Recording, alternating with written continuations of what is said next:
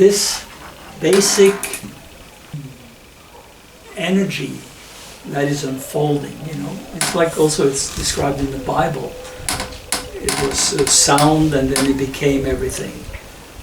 This is also what these texts describe, is that you have all this manifestation in the universe and around us, including us, that is basically the resonance of the original sound. So that means, we are walking divine vibrations, if we can keep our attention on that. So it is also then, because it is a vibration, it is also a way back to where the vibration comes from. And I have to say, when I first met Rudi, before I got there, I had this really strong period when a lot of my family background and patterns and tendencies and kind of depression and, I could see if I was going this way, I would become an alcoholic or dead early. But I didn't know, what can I do? I know I have all this stuff inside, but I don't know how to find it or to realize it. So I banged my head on the floor and I said, "Dear God, help me." And that took me to Rudi. The point of this, with this inner teacher, what Nityananda calls the primary teacher, primary and secondary. Primary teacher is inside you already. And Rudi always said, life is the best teacher. Life is a real teacher, maybe what he said. And so, to really listen to this inner voice that is deeper than all the ego games and surface stuff is really what is grace. It is the grace of that deeper voice inside you, and wisdom within you, that can guide you into what you need to do in order to free yourself from the difficulties of being distracted and in the mind all the time and all of that.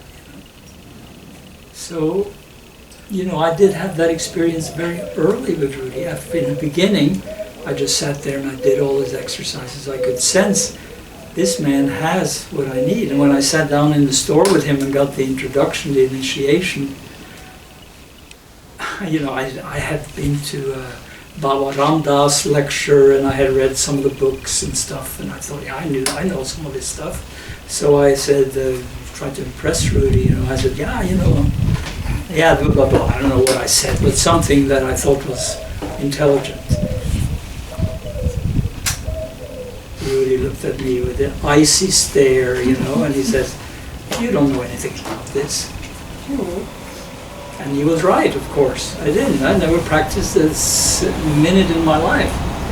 So that, for me, just wiped away kind of an illusion in my ego and opened me up to really use him as a gateway into a deeper state.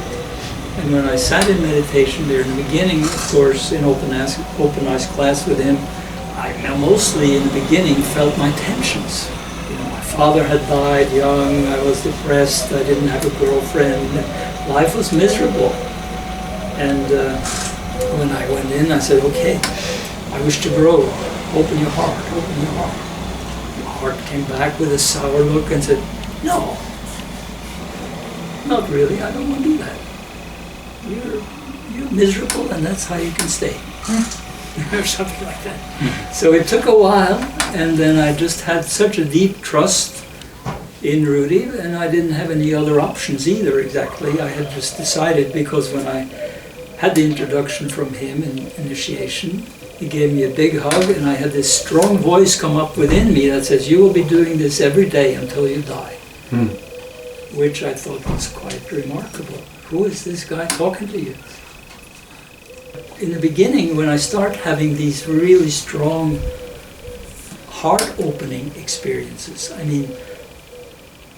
took a breath, and at that time, the idea was, because that's how Rudi worked, he had such a thick shell around his spirit through an upbringing in the depression and difficult, and he talks about it himself. He was roaming around in a state of real confusion and craziness.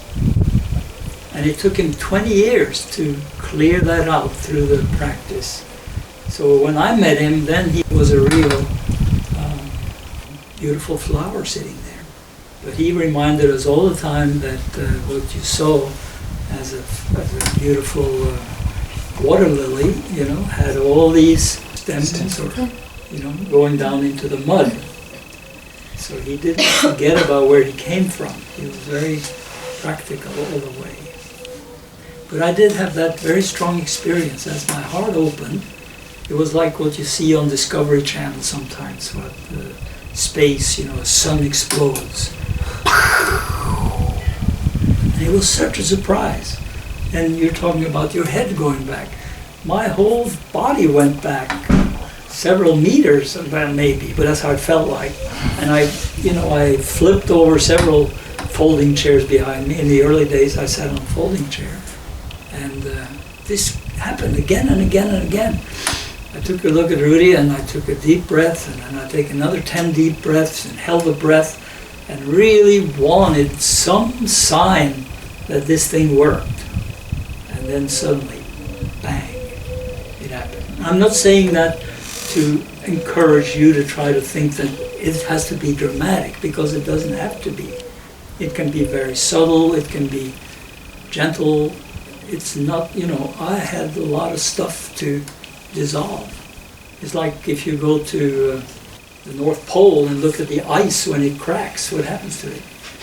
It makes a lot of noise, and it's dramatic. So when our heart opens, when it's been closed for a long time, and your whole system is like that, when it opens, it becomes dramatic. In many cases, not always at all. But don't try to make anything happen. If it happens, it happens. So, the whole sense of this inner teacher, for every one of you to realize that, you already have this grace within you. You already have this pure consciousness in you. And behind that, the Absolute. Why wait? It's better to get to work.